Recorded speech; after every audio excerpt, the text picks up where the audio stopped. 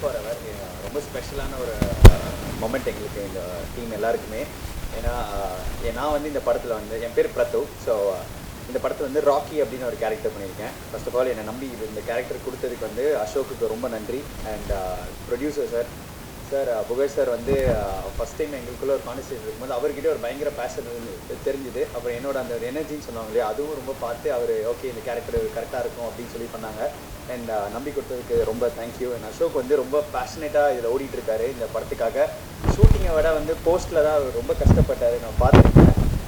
முந்தானத்து tea கடையில் பார்க்குற வரைக்கும் அந்த ரேண்டிங் இருந்துச்சு பாவம். அண்ட் அதுக்காக கண்டிப்பாக இந்த படம் வந்து வெற்றி பெறும். அண்ட் இந்த படத்தில் வந்து சுதர்ஷன் வந்து தமிழ் சினிமாவுக்கு ஒரு புது ஹீரோவாக லான்ச் ஆகிறாரு. வாழ்த்துக்கள். நிறைய படங்கள் இதுக்கு மேலே அவங்களுக்கு கிடைக்கணும். அர்ச்சனா வந்து ரொம்ப நாள் கழித்து தமிழில் பண்ணியிருக்காங்க ஹீரோயினா. அண்ட் அவங்களுக்கும் வாழ்த்துக்கள். நிறைய படங்கள் இதுக்கு மேலே வரணும். இதில் வந்து என் கூட ஸ்னேகா பண்ணியிருக்காங்க. அவங்களும் இப்போ நிறைய விஷயங்கள் பண்ணிட்டு இருக்காங்க. பாசிட்டிவான ஒரு சொல். அவங்களுக்கு இது மாதிரி நிறைய நடக்கணும். அண்ட் வைஜி மேதன் sir thank you so much sir. உங்கள் கூட ஒரு ஸ்க்ரீன் ஷேர் பண்ணுறதே ரொம்ப பெரிய விஷயம். And ma'am thank you so much Vidya ma'am. And choreographer ma'am கூட வந்து ஜாலியாக இருந்துச்சு. ஷூட்டிங் வந்துட்டு ஜாலியாக இருந்துச்சு. ஏன்னா அந்த பாட்டில் வந்து கோரியோக்கு ஷூட்டிங் ப்ராக்டிஸ்லாம் போன வச்சு ஆட மட்டும் விடலை. அது மட்டும் கொஞ்சம் வருத்தமாக இருந்துச்சு. 4 நாள் ரொம்ப ரிகர்ஸ் எல்லாம் கூப்பிட்டாங்க. But anyways editor, technician, music directors எல்லாருக்குமே நன்றி.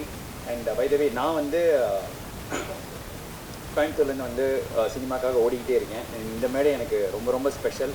அண்ட் இந்த படம் ஒரு ராம்காம், ஒரு டேட்டிங் ஆப் சம்மந்தப்பட்ட ஒரு gen Z vibe and 90s kids எல்லாருமே பார்க்கலாம். அப்பா அம்மா என்ன ஒரு அப்பா அம்மா எமோஷன் இருக்குது, டேட்டிங் ஆப் பற்றி இருக்குது, அண்ட் ஃபன் இருக்குது, இந்த மாதிரி எல்லாமே இருக்குது. ஸோ மறக்காமல் பாருங்கள். Last but not the least, அம்மா எப்படி ஃபார் எவர் பிடிக்குமோ, சினிமா எப்படி ஃபார் எவர் பிடிக்குமோ, அப்படி தான் எங்கள் நீ ஃபார் எவர் உங்களுக்கு ஃபார் எவர் பிடிக்கணும். With love for ever பிரத்து. Thank you.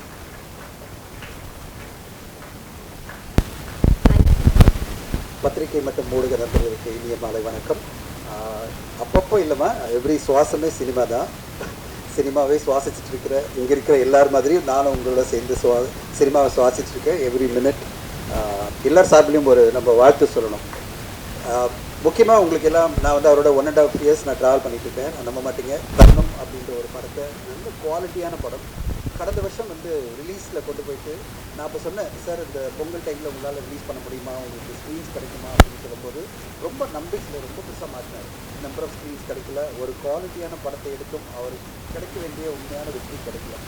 ஆனால் புகழ் இத்தனைக்கும் வந்து 30 ஸ்க்ரீன் தான் கிடச்சி திருப்பி ரீரிலீஸ்ன்னு அவங்க ட்ரை பண்ணி அதுலேயும் அவங்களுக்கு வெற்றி கிடைக்காம, அதனால் பல பிரச்சனைகள், ஃபினான்ஷியல் சிக்கல் வந்த போதும் மனசு தளராமல் இன்னைக்கு நீ ஃபார் எவர் அப்படின்னு ஒரு படத்தை அவங்க கொண்டு வந்திருக்காங்கன்னா சினிமா மீது இருக்கிற மிகப்பெரிய காதல் தான் அதுக்கு காரணம். அதுக்காகவே இந்த படம் வந்து மிகப்பெரிய வெற்றியடைய நான் எதிர்பார்க்குறேன்.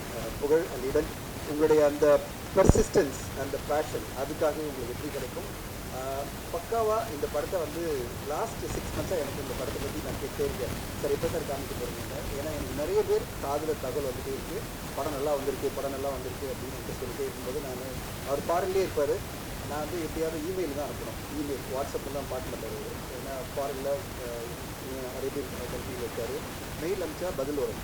அப்போ சொன்னார், நான் நெட்ஃப்ளிக்ஸ் பார்த்துட்டு ஒரு நல்ல குவாலிட்டியான கண்டென்ட்டை கொடுத்துருக்கீங்க அப்படின்னு அவங்க வாங்கியிருக்காங்கன்னா அப்போது நல்ல தரமான கண்டென்ட் நம்ம கொடுத்தா கண்டிப்பாக ஓடிடி பிளாட்ஃபார்ம்லாம் வாங்குறாங்க. இந்த படம் ஒரு உதாரணம். இதுக்கு கான்டாக்டோ இல்லை இன்ஃப்ளூயன்ஸோ எதுவுமே காரணம் இல்லை. உண்மையான உழைப்பு இந்த டீம் கொடுத்த உண்மையான உழைப்பு, சிறப்பான ஒரு படைப்பு, அதுக்கு கிடைச்ச ஒரு வெற்றியாக நான் பார்க்குறேன். அந்த வெற்றி இன்றைக்கி வந்து நெட்ஃப்ளிக்ஸ் ஒரு நல்ல தொகை கொடுத்து வாங்கியிருக்காங்கன்னு சொல்லிட்டு இன்றைக்கி ஒரு நல்ல ரிலீஸ் 27 வந்துடுங்க. அதாவது ஒரு வாரம் முன்னாடி வந்து திடீர்னு டிசைட் பண்ணி படம் ஃபாஸ்ட்டாக போகிறேன். நான் நேற்று சொன்னேன் உடனே ரிலீஸ் ஆகிடுங்க, எது ஈவெண்ட்டு கூட எதுவும் பண்ணல அப்படின்னு. இல்லை சார், நெட்ஃப்ளிக்ஸ் வாங்கிட்டாங்க, டிஸ்ட்ரிபியூஷன் செட் ஆகிடுச்சு, உடனே ரிலீஸ் பண்ண சொல்கிறாங்க அப்படின்னாரு.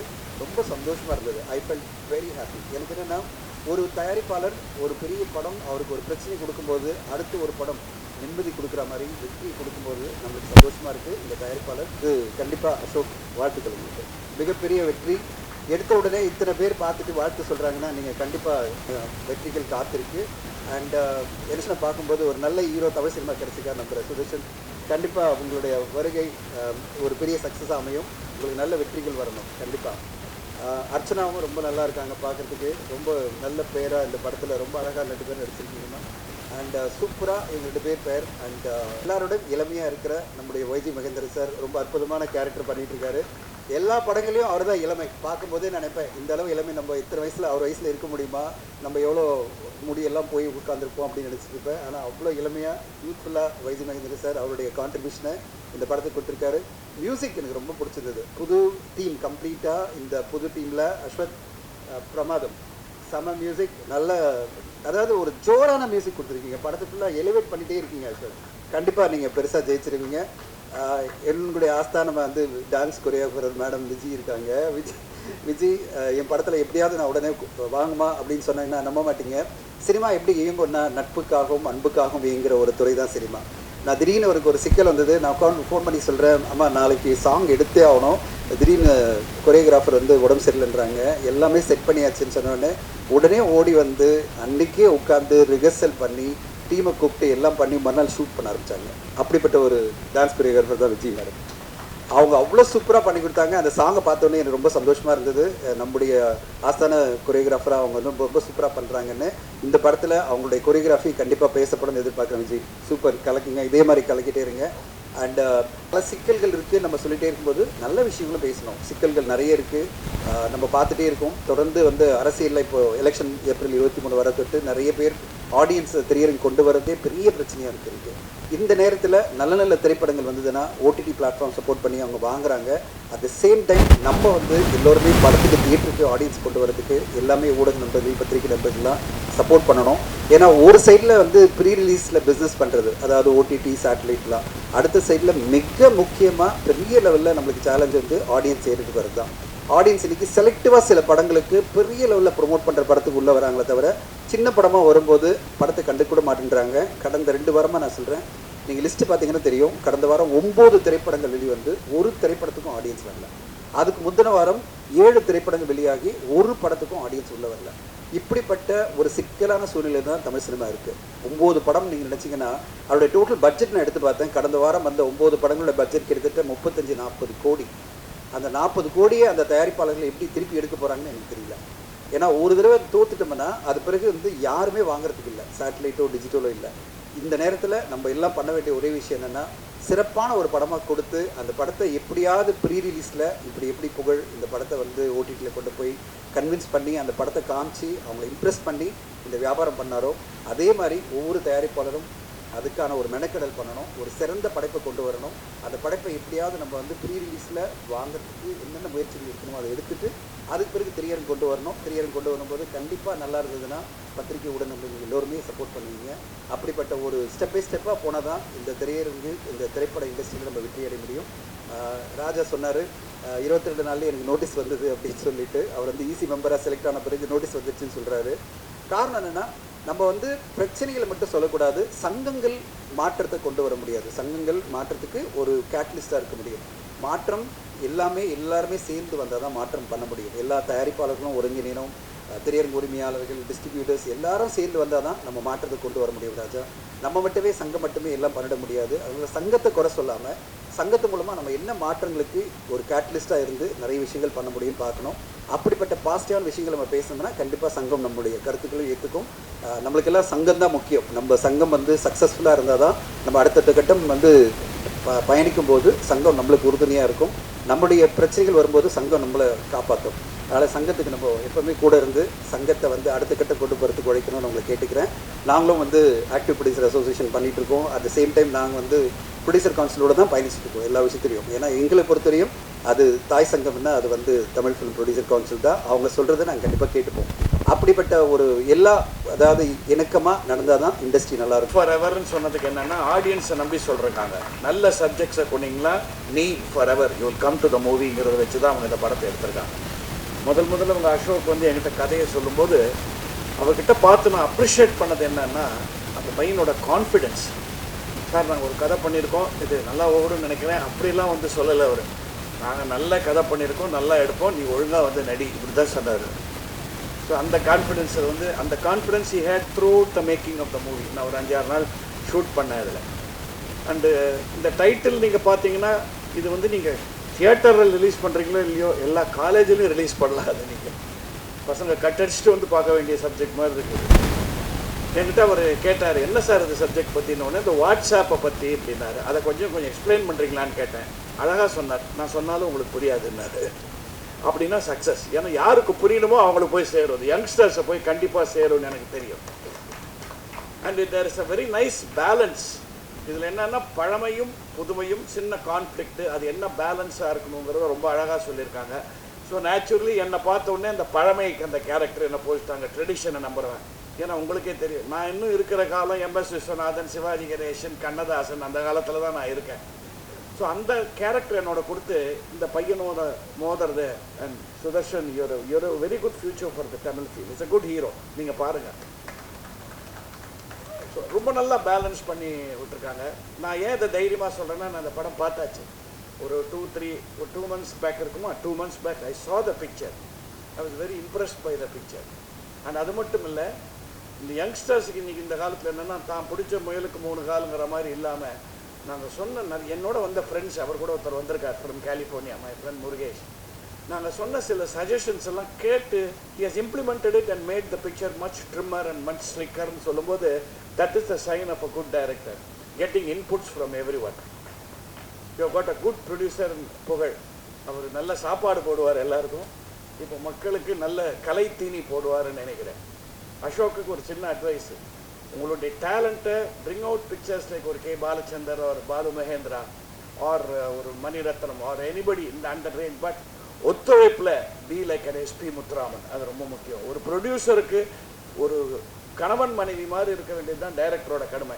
ஏன்னா தனஞ்சயன் சொன்னது உங்களுக்கு தெரியும், எத்தனை படங்கள் ரிலீஸ் ஆகுது, எத்தனை பேர் தியேட்டருக்கு வராங்கன்றது. தியேட்டரில் அங்கே டிக்கெட் வைக்கிறவங்க கூட இல்லைங்க சில படங்களில். ப்ரொடியூசர்ஸ் நமக்கு இருந்தால் தான் டைரக்டர்ஸ் கேன் சர்வே. ஸோ ப்ரொடியூசரை வாழ வைக்கிற டைரக்டராக நீங்கள் கொடுங்க வித் யுவர் குவாலிட்டி. அப்போ தான் you will get more and more pictures. It's not easy. கிட்டத்தட்ட 1.5 வருஷம் 2 years we have been working on this picture. எனக்கு இது தெரியும், பிகாஸ் என்னோட லைஃப் டைம் பிக்சர் நீங்கள்லாம் வந்தீங்க ட்ரெய்லர் ரிலீஸுக்கு சாரு கேசி, அதுவே இனிமேல் மே மாதத்துக்கு மேலே தான் ரிலீஸ் ஆகும் போல் இருக்குது. So getting a small picture out is not easy. But கரெக்டாக ஆடியன்ஸ் ரீச் ஆச்சுன்னா அது ஓடுங்கிறதுக்கு சமீபத்தில் ஒரு 2-3 படங்கள் நமக்கு எக்ஸாம்பிள் சொல்லியிருக்கு. இந்த வித் லவ்ங்கிற படமாக இருக்கட்டும், தாய் கழுவின்னா நீங்கள் உடனே பெரிய ஸ்டார் வேல்யூன்றதுக்காக ஓடல, கண்டென்ட் இருந்தால் ஓடும். இந்த படத்தில் டெஃபினட்டாக கண்டென்ட் இருக்குது. அந்த பேலன்ஸ் பிட்வீன் புதுமை அண்ட் பழமை அண்ட் யங்ஸ்டர்ஸை கவரக்கூடிய விஷுவல்ஸ், அவருடைய way of taking shots, music particularly, camera எல்லாமே ரொம்ப அழகாக அமைஞ்சிருக்கு. அந்த ப்ரொடியூசர், எனக்கு அவங்க புகழை தான் ஜாஸ்தி தெரியும், அவங்க ஈடன் நான் ஜாஸ்தி இதுவாகலை. ரொம்ப silent producer but a good man. So இந்த காம்பினேஷனுக்கு ஒன்ஸ் அகெயின் தனஞ்சயன் சொன்ன மாதிரி மக்கள்கிட்ட நீங்கள் கொண்டு போய் ரீச் பண்ணி விட்டா போதும். ப்ராப்பராக இது பாருங்கள், இது நல்ல படம் பாருங்கன்னு சொல்கிறது, நீங்கள் சொல்கிற விதத்தில் you have to cover this picture. அப்படி பண்ணிங்கன்னா டெஃபினட்டாக இது குவாலிட்டியில் ஓடும் நான் நம்புகிறேன். இது வந்து எல்லா ட்ரெய்லர்ஸ்லையும் நான் சொல்கிற விஷயம் இல்லை, இந்த படம் நான் பார்த்துருக்கேன், அதனால் தைரியமாக சொல்கிறேன், திஸ் டிசர்வ்ஸ் டு ரன். ஏன்னா எப்போவுமே வந்து நம்ம சச்சின் டெண்டுல்கர், கோலி, எம்எஸ் தோனி இவங்க ஆடுற மேட்சே பாட்டுன்னு இருந்தோம்னா சஞ்சு சாம்சன் வரவே முடியாது. இது ஒரு சஞ்சு சாம்சன் வந்து அடிக்க போகிறான் அந்த பையன். So please encourage him well, give it a good opening. I was happy working for it. எனக்கு ஸ்பெஷலாக ஒரு ஹாப்பி என்னென்னா, பொள்ளாச்சியில் ஷூட்டிங் போது ஒரு வீட்டில் ஷூட் பண்ணிட்டு என்கிட்ட வேலை வாங்க. Ashok has given me a great role to begin with, and my experience in the movie, even though I didn't know Tamil much, Sudarshan was always there to make fun of me. We always fought in the set because சுதர்ஷனுக்கு apple பிடிக்கும்னா எனக்கு orange பிடிக்கும், அந்த மாதிரியே எல்லாத்துலேயுமே conflict இருந்தது. Even Ashok also, he has pushed me beyond boundaries to perform well.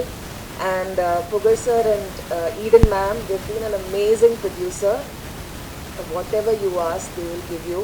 And especially Eden ma'am, it's always great to work with female producers, I must say. Not on a feministic view, but you know, she understands you. She'll always make you comfortable. And thank you so much for being an amazing producer. All the actors over here, and Vijay ma'am, it was a dream to work with you. Like I've said, I always wanted to do a dance number, and I got to do that, and I hope I did justice to the steps that you've taught. And the movie is getting released on 27. I really hope you'll all like it. And this, I must say, is a hard work of everybody. We've gone through a lot of ups and downs, a lot of challenges in this movie, and finally Pugal sir, with all his efforts, Ashok, Sudarshan, everybody has worked really hard to bring this up. So I hope you all will support us. And Prattu, Shweta, Sneha. Sneha is a great sister. Thank you so much for being a lovely co-star. Thank you so much everyone, and I really hope you all enjoy the movie and support us. Thank you. Thank you so much ma'am. And அடுத்து இங்கே வந்து பேசக்கூடிய நபர் வந்து captain of the ship. அதாவது இவர்கிட்ட என்ன intro sir கேட்குறப்ப எனக்கு இன்ட்ரோலாம் வேணாம், நீங்களே இன்ட்ரோலாம் கொடுத்துட்டிங்கன்னா நான் என்ன வந்து பேசுறது அப்படின்ற மாதிரி சொன்னார். அதுவும் இல்லாமல் நான் கடைசியாக தான் பேசுவேன் அப்படின்னு சொல்கிறப்பே வந்து இவர்கிட்ட ஒரு பயங்கரமான ஸ்பீச் வருமோ அப்படின்னு சொல்லி எனக்குமே எக்ஸ்பெக்டேஷன் அதிகமாக இருக்குது. So let's welcome AK Ashok Kumar Kalaivani sir on to this.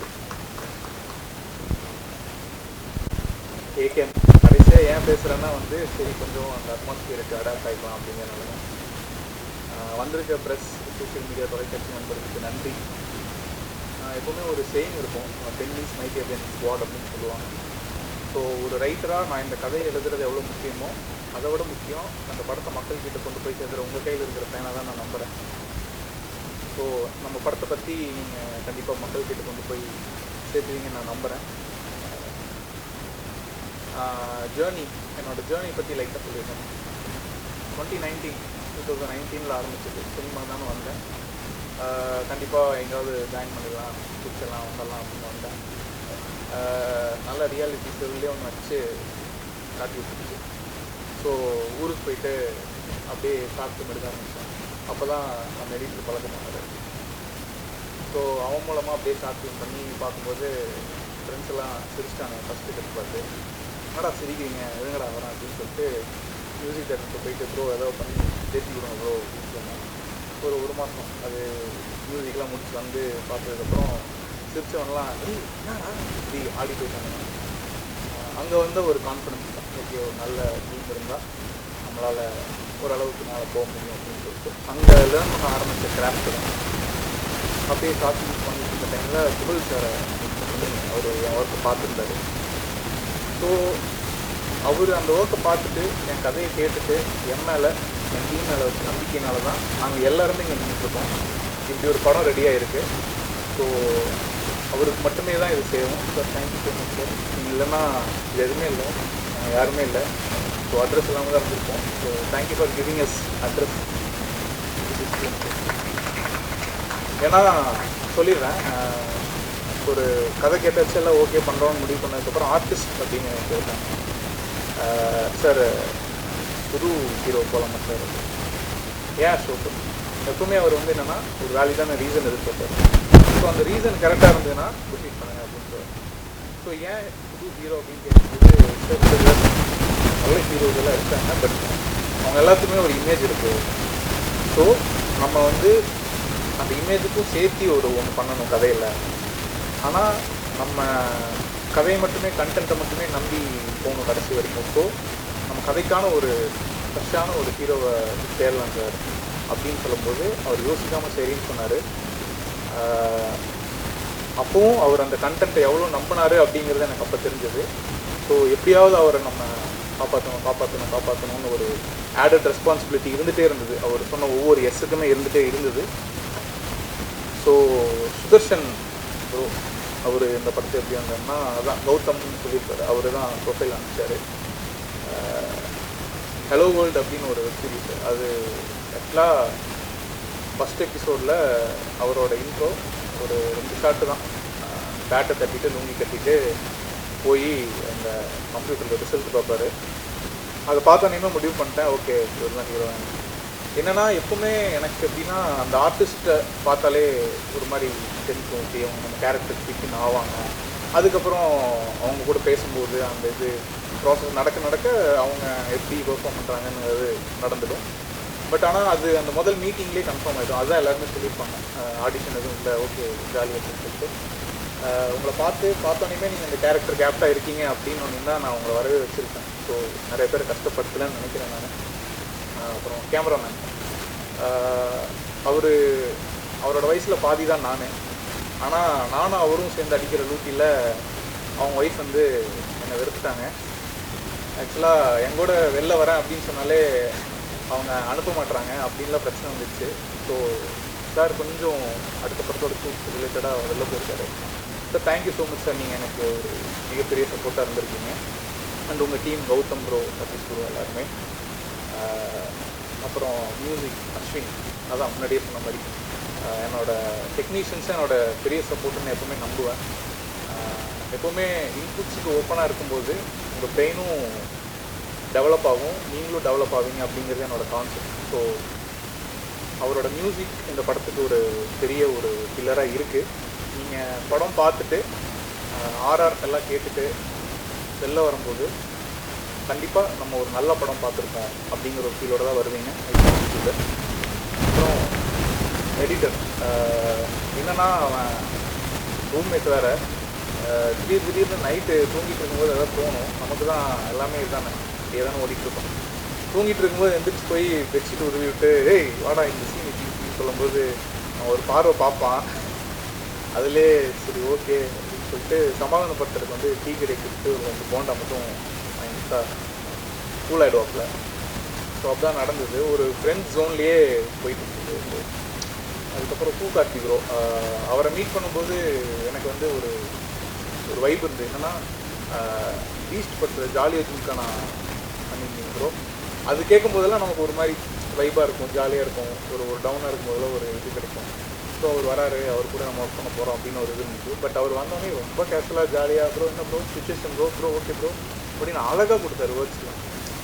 முந்திரி கண்ணால் சம்பவம் பண்ணாத பொல்லாத லவ்வால் என்ன நீ கொள்ளாத செம இப்போ தேங்க்யூ ஸோ மச். எல்லா பாட்டுமே பக்காவாக பண்ணி கொடுத்துருக்காரு.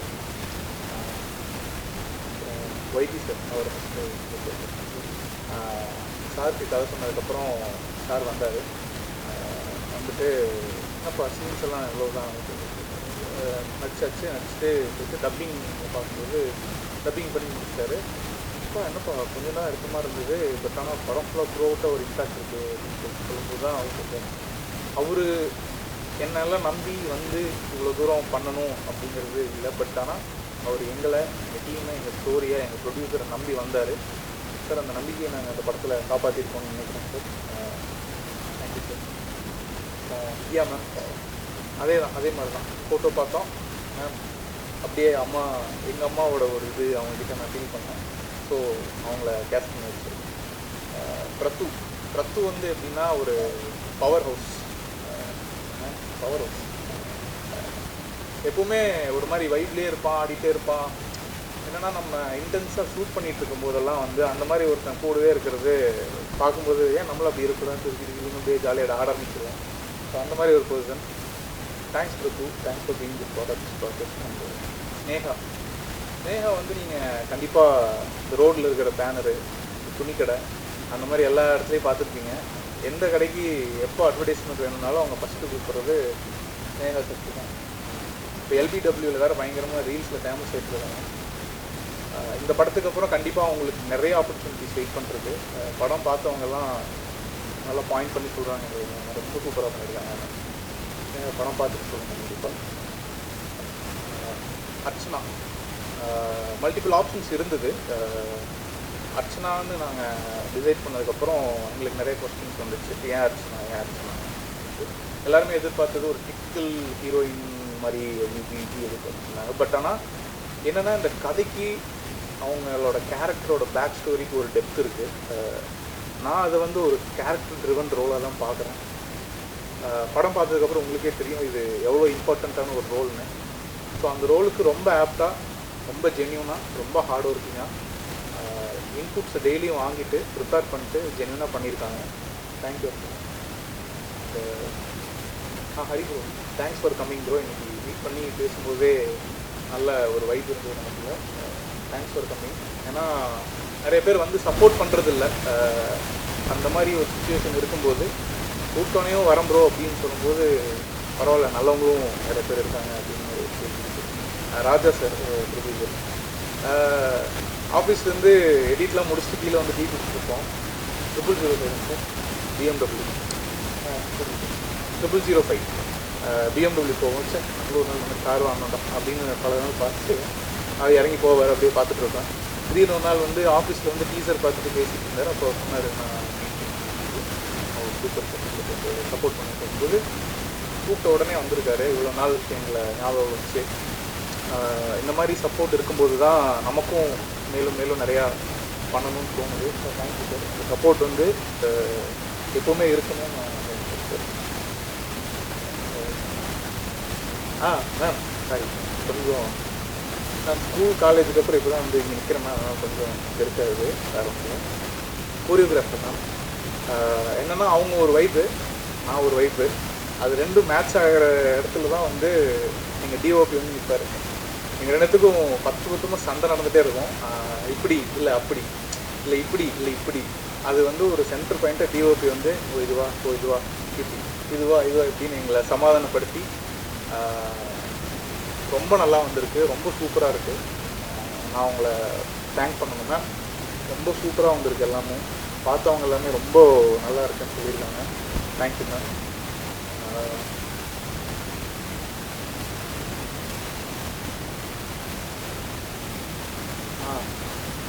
மேக்கப் கலை, மேக்கப் நம்ம படத்துக்காக தான் ரெஃபரன்ஸுக்காக டவுன்லோட் பண்ணி பண்ணிட்டுருக்கேன் நான். அப்புறம் படம் முடிஞ்சது, வேலையெல்லாம் முடிஞ்சது, அவன் ஆளை காணோம். ஒரு வாரம் முன்னாடி ஃபோன் பண்ணான். ப்ரோ எப்படி ப்ரோ இருக்கீங்க? நல்லா இருக்கும் ப்ரோ. எங்கே ப்ரோ ஆளை காணோன்னா, ப்ரோ நான் மும்பையில் இருக்கேன் bro.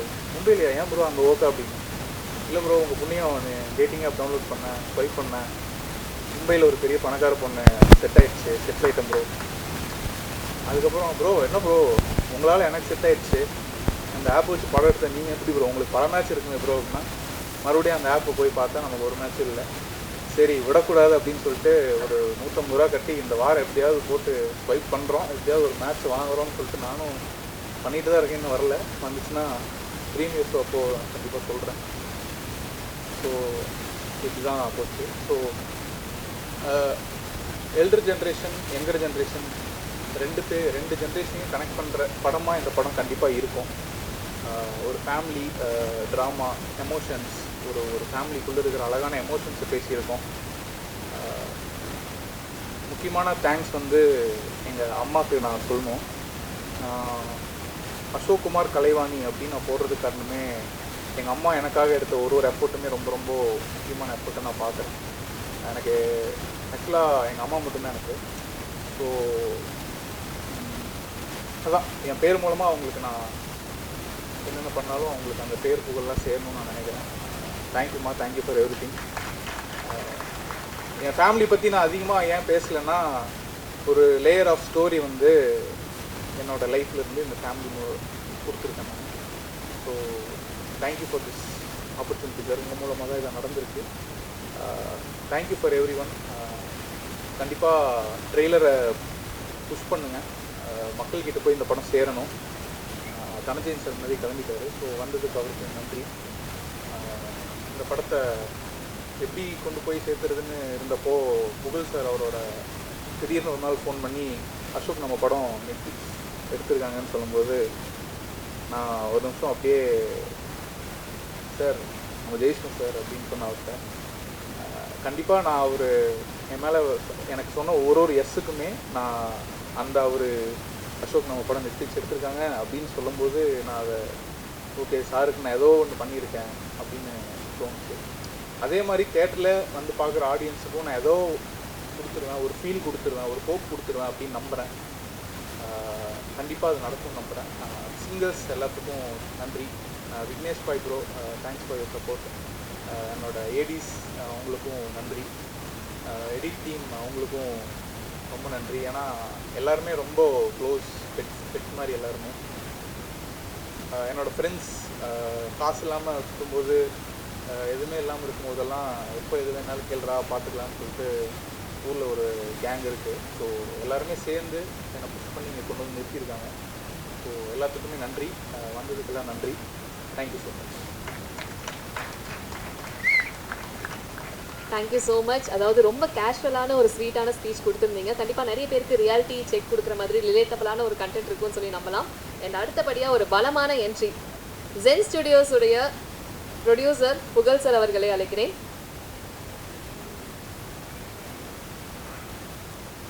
Thank you every one.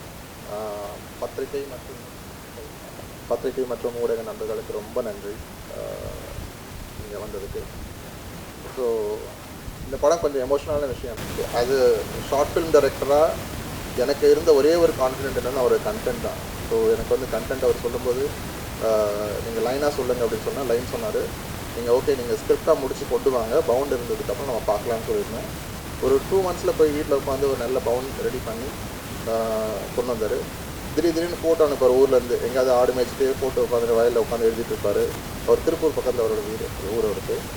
So திடீர்னு பார்த்தா வயலில் துணி கட்டிட்டு வேஷ்டி கட்டிட்டு ஆடு மேய்ச்சிட்டு இருப்பார், மாடு மேய்ச்சிட்டு இருப்பார். ஸ்கிரிப்ட் புக்கை மட்டும் ஃபோட்டோ எடுத்து அனுப்புவார், இவ்வளோ முடிச்சிருக்குன்னு சொல்லிட்டு. பட் ஃபைனலாக முடிச்சு கொண்டு வந்து எங்ககிட்ட காமிக்கும் போது கண்டென்ட் ரொம்ப நல்லா இருந்தது, பவுண்ட் நல்லா இருந்தது. அப்புறமா தான் ஸ்டார் காஸ்ட்லாம் பார்க்க ஆரம்பித்தோம். அப்போது பெரிய ஹீரோஸ் வச்சு போகலாம் அப்படின்னு ஒன்று இருந்தது. அதுக்கப்புறம் நோன் ஆர்டிஸ்ட்லாம் இருந்தால் நல்லாயிருக்குன்னு இருந்தது.